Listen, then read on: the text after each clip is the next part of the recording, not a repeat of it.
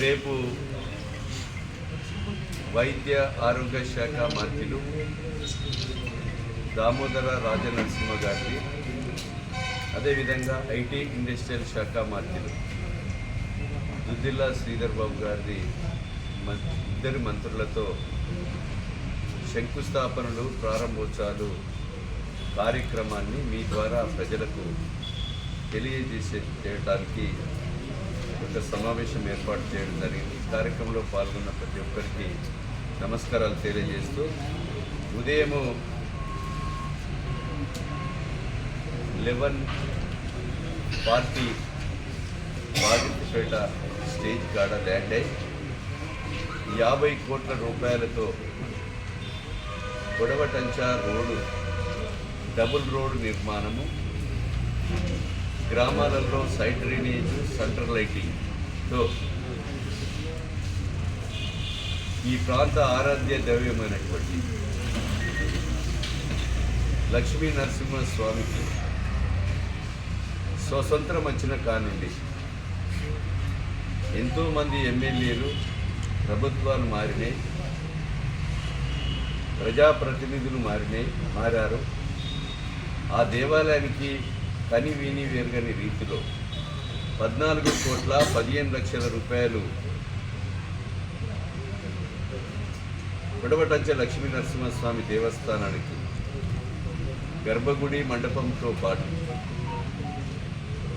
అక్కడ భక్తులు వచ్చేటువంటి గదులతో పాటు మంచినీటి కొరకు, పూజారుల కొరకు అన్ని వసతులతో 14,15,00,000 మంజూరు చేయడమే కాకుండా రేపు 50 కోట్ల రూపాయలతో గొడవటంచ, గుడపల్లి, బాగిరిపేట, అదేవిధంగా రామన్నగూడెం ఎక్స్ రోడ్డు మధ్యలో సెంట్రల్ లైటింగ్తో, డ్రైనేజ్తో డబుల్ రోడ్ నిర్మాణానికి శంకుస్థాపనకు ఆ రోడ్డు ఐటీ ఇండస్ట్రియల్ శాఖ మంత్రి దుద్దిల శ్రీధర్ బాబు గారితో శంకుస్థాపన చేసుకొని ఆ నుండి నేరుగా ఐస్ బిల్డింగ్ ప్రారంభోత్సవం చేసి 130 కోట్ల రూపాయలతో మెడికల్ కాలేజ్ హాస్టల్ ఫెసిలిటీతో విద్యార్థుల కొరకు శంకుస్థాపన చేయడం జరుగుతుంది. వైద్య ఆరోగ్య శాఖ మంత్రులు ఆడ పూర్తి చేసుకొని civil hospital,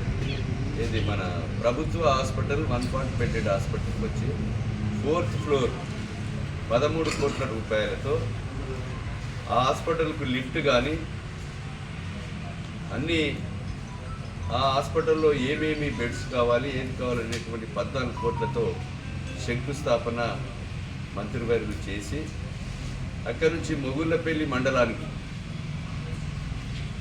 YS Rajasekhara Reddy 108 ప్రారంభించినప్పటి నుంచి కూడా అంబులెన్స్ లేదు. ఈ నియోజకవర్గంలో శాంపేటకు, మొగుళ్ళపల్లి ఈ 2 మండలాలకు కూడా నాకు తెలిసి 8 మంది ఎమ్మెల్యేలు మారవచ్చు,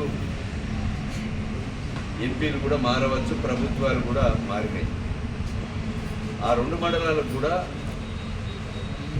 కార్డియా, బ్లడ్, ఏదైతే టెస్టులతో కూడిన అన్ని అంగులతో అంబులెన్స్లను కూడా ప్రారంభించడం జరుగుతుంది. ఆయుష్ బిల్డింగ్ పోస్టులు కానీ, నర్సింగ్ కాలేజ్ సమస్యలు కానీ, కొత్త బిల్డింగ్ నేను ఇప్పుడు 15 రోజుల క్రితమే గౌరవశ్రీ ముఖ్యమంత్రి రేవంత్ రెడ్డి గారితో మాట్లాడి నర్సింగ్ కాలేజీను మంజూరు తీసుకొచ్చాం. అదేవిధంగా నర్సింగ్ కాలేజ్ బిల్డింగ్ 26 కోట్లతో మంజూరు వచ్చి టెండర్ కూడా కాల్ఫర్ చేయడం జరిగింది. దాని భూమి కూడా సేకరణ చేసి ఆ 26 కోట్లతో భవన నిర్మాణం కూడా పూర్తి చేస్తాం. మొన్న మా జ్యోతి పత్రిక వాళ్ళు రాశారు, ఆయుష్ బిల్డింగ్లో నర్సింగ్ కాలేజీ అని. ఆయుష్ బిల్డింగ్ కట్టారు కానీ తూటలేని తుపాకీ లెక్క గత పాలకులు చేశారు. భవనం మంజూరు అయింది కానీ దానికి పోస్టులు కానీ, డాక్టర్లు కానీ, అటెండర్లు కానీ, స్టాఫ్ కానీ, ఎక్విప్మెంట్ కానీ ఈ రోజు వరకు కూడా మంజూరు చేయలేదు. దాన్ని రేపు వైద్య ఆరోగ్య శాఖ మంత్రి దృష్టికి తీసుకెళ్ళాం. ఆ ఎక్విప్మెంట్ రాగానే ఆయుష్ బిల్డింగ్లే ఉంటుంది.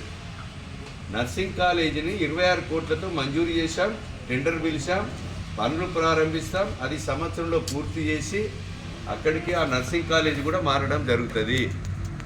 పత్రికా సోదరులు గమనించవలసిందిగా కోరుతున్నా. అదేవిధంగా నర్సింగ్ కాలేజ్ కొత్త బిల్డింగ్కు కావలసినటువంటి ఎక్విప్మెంట్స్, స్టేషనరీ, వాళ్ళకు కావలసినటువంటి పరికరాలు రేపు హెల్త్ మినిస్టర్ గారికి ఇవ్వడం జరుగుతుంది. ఆయుష్ బిల్డింగ్ పోస్టులు కూడా కొత్తగా కూడా మంజూరు చేయిస్తాం. నర్సింగ్ కాలేజీలో అవసరం ఉన్నటువంటి కాలేజీ మంజూరీ ఈ 10 రోజులలో చేశాం, బిల్డింగ్ కూడా చేశాం. అదేవిధంగా భూపాలపల్లికి 5 కోట్ల రూపాయలతో మహిళా సమైక్య బిల్డింగ్ కూడా మంజూరై టెండర్ కాల్ఫర్ కూడా చేశాం. అదేవిధంగా అక్కడ మెడికల్ కాలేజ్ పూర్తి కాగానే ఇక్కడికి ఫౌండేషన్ వచ్చి review meeting Chityala civil hospital గురించి, 1 పార్ట్ బెడెడ్ హాస్పిటల్ గురించి, ఆయుష్ బిల్డింగ్ గురించి, నర్సింగ్ కాలేజీ గురించి, మెడికల్ కాలేజీ గురించి అధికారులతో రివ్యూ సమావేశం కూడా ఉంటుంది. ఆ రివ్యూ సమావేశాల్లో అక్కడ ఉన్నటువంటి సమస్యలన్నీ కూడా పరిష్కరించే కొరకు రివ్యూ సమావేశం పెట్టాం. ఆ రివ్యూ సమావేశం తదనంతరం 4 కోట్ల రూపాయలతో పంచాయతీరాజ్ డిపార్ట్మెంట్ నుంచి ఈరోజు డ్రైనేజ్ ప్రాబ్లంతో వాటర్ అంతా బయటకు వస్తుందని అంబేద్కర్ సెంటర్ నుంచి టూయింగ్ క్లీన్ వరకు డ్రైనేజ్ కొరకు 4 కోట్లు మంజూరు చేశాం. దానికి ఫౌండేషను చేసుకొని దాని తదనంతరం పబ్లిక్ అడ్రస్ మీటింగ్ ఉంటుంది. పబ్లిక్ మీటింగ్ తదుపరి అక్కడ మళ్ళీ తిరిగి కలెక్టర్ ఆఫీసులో మంత్రులకు లంచ్ కార్యక్రమం ఉంటుంది, పత్రికా సోదరులకు అదేవిధంగా విఐపీలకు లంచ్ కార్యక్రమంగానే రిటర్న్ జర్నీ హైదరాబాద్ పోవడం జరుగుతుంది. ఇది రేపటి మన మంత్రుల ప్రోగ్రాం. ఇది సంవత్సరము పూర్తి అయినటువంటి సందర్భంలో ఇవి నేను నామమాత్రంగా రేపు జరిగే కార్యక్రమాలే చెప్పాను. ఇంకా చాలా విషయాలు కూడా మా గౌరవశ్రీ ముఖ్యమంత్రి రేవంత్ రెడ్డి గారు 5 కోట్ల రూపాయలతో 26 కోట్ల బిల్డింగ్ కూడా అక్కడి నుంచే శంకుస్థాపన చేసింది. అవన్నీ ఇంకా పేపర్లకు రాలేదు, మేము చెప్పలేదు. ఇవన్నీ ప్రారంభోత్సవాలకి మరి జనవరి ఎండింగో ఫిబ్రవరిలో మళ్ళీ తిరిగి అనేక కార్యక్రమాలు ఇక్కడ చేసుకొని భూపాలపల్లిలో ప్రధానంగా సమస్య రింగ్ రోడ్ సమస్య ఉంది. ఎందుకంటే ఇసుక లారీలు, బొగ్గు లారీలు, బూడిద లారీలు అనేక మహారాష్ట్ర బిడ్జాయి 2 రాష్ట్రాల వాహనాలు పెరిగి యాక్సిడెంట్స్ అవుతున్న తరుణంలో రేపు మంత్రుల దృష్టికి తీసుకెళ్ళి రింగ్ రోడ్ కూడా అతి త్వరలో మంజూరు చేయమని కోరుతాం. కోరి ఆ సమస్యలు కూడా పరిష్కరించే దిశలో మేము ఉంటామని మీకు ఈ సందర్భంగా తెలియజేస్తూ, ఇక్కడ డబుల్ బెడ్రూమ్ విషయాలలో గత పాలకులు 2014లో సిరికొండ మనసునాచారి మంజూరు చేసి కట్టించినటువంటి డబుల్ బెడ్రూమ్లు 14-18 పోయింది. 18 పూర్తి అయిపోయింది అప్పటి వరకే. 18 నుంచి 23 పూర్తి అయిపోయింది.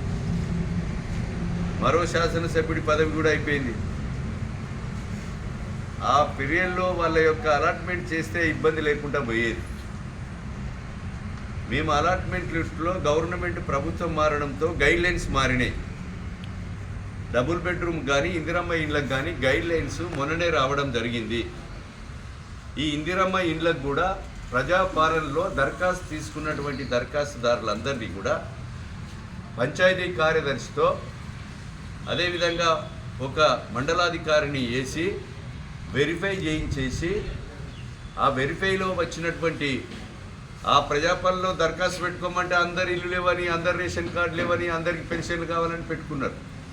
అర్హులైనటువంటి వారికి ఇందిరమ్మ ఇండ్లు కానీ డబుల్ బెడ్రూమ్ ఇండ్లు ఇవ్వాలని ఒక జీవో మొన్ననే ప్రభుత్వ పరంగా ఇండ్ల గురించి తీసుకురావడం జరిగింది. ఆ జీవోలో స్పష్టంగా వెరిఫై చేయించేసి ఆ అధికారులే, ప్రభుత్వ అధికారులే పేదవాళ్ళను గుర్తించిన తర్వాత జిల్లా కలెక్టర్ ద్వారా గౌరవనీయులు మా జిల్లా మంత్రి ఇన్ఛార్జ్ మంత్రి గారు పొంగిలేటి శ్రీనివాసరెడ్డి గారితో ఇండ్లు మంజూరు చేసి డబుల్ బెడ్రూమ్ ఇండ్లు కానీ అదేవిధంగా ఈ ఇందిరమ్మ ఇండ్లు కానీ మంజూరు చేయించి ఇందిరమ్మ ఇండ్లు 3500 నియోజకవర్గానికి పేదల ఇండ్ల స్థలాలుండి ఇండ్లు లేక ఊరి గుడిసెలుండి పరదలు కప్పుకొని అనాథలుగా ఉండి వాళ్లకు ఈ ఇండ్లు మంజూరు కావడం జరుగుతుంది. రేపు ఈ 416 ఇండ్లను కూడా జీవం మొన్ననే వచ్చింది కనుక పేదవాళ్లను 300 మందిని గుర్తించాం. ఇంకా 116 మందిని కూడా పేదవాళ్ళను గుర్తించి కలెక్టర్ ద్వారా పొంగిలేటి శ్రీనివాసరెడ్డి గారికి ఆ లిస్టులను పంపించి అతి త్వరలో వాళ్లకు కీ ఇచ్చి వాళ్ళకు సర్టిఫికెట్ కూడా ఇవ్వడం జరుగుతుంది. ఏది దొరకక రాద్ధాంతం చేయాలని వాళ్ళ ఉనికి కొరకు చేయడం సరైనటువంటి విధానం కాదు అని సందర్భంగా గుర్తు చేస్తున్నా. కనుక మేము స్పష్టతతో ఉన్నాం. ఎలాంటి అవకతవకలు జరగకుండా నిష్పక్షపాతంగా పేదలకు ఇవ్వాలనేదే మా యొక్క ఉద్దేశం. కనుక ఇంకా నియోజకవర్గానికి డబుల్ బెడ్ రింగ్ రోడ్తో పాటు రేపు మనకు రిప్రజెంటేషన్ చేసిన తర్వాత మీరు ఆయా వార్తలు రాస్తారు నేనేం కోరుతా అనేది. నియోజకవర్గంలో చేసిన సమస్యల గురించి నేను మొన్న సంవత్సరము 7వ తారీఖు ప్రమాణ స్వీకారం చేసిన సందర్భంగా మీకు ప్రెస్ మీట్ పెట్టా. ఆ 7వ తారీఖు నుంచి ఇప్పటి వరకు కూడా కొన్ని శాంక్షన్స్ తెచ్చా. వాటి శంకుస్థాపనలు కూడా డేట్లు ఇప్పుడు మీకు ముందు పెడుతున్నాం. ఇంకా కొన్ని మంజూరు తీసుకొచ్చి మరొక ప్రెస్ మీట్ కూడా పెట్టడం జరుగుతుంది. నిరంతరంగా 360 రోజులు ప్రభుత్వం నుంచి ఈ నియోజకవర్గానికి అవసరం ఉన్నటువంటి పనులు కానీ కార్యక్రమాలు కానీ గౌరవశ్రీ ముఖ్యమంత్రి రేవంత్ రెడ్డి గారితో మన క్యాబినెట్ మంత్రులతో వాళ్ళ సహకారంతో పనులు కూడా చేయడం జరుగుతుందని సందర్భంగా తెలియజేస్తూ మీకు చెప్పిన షెడ్యూల్ ప్రకారంగా నియోజకవర్గంలోని శ్రేణులు అందరూ కూడా వచ్చి విజయవంతం చేయగలరని విజ్ఞప్తి చేస్తున్నాం.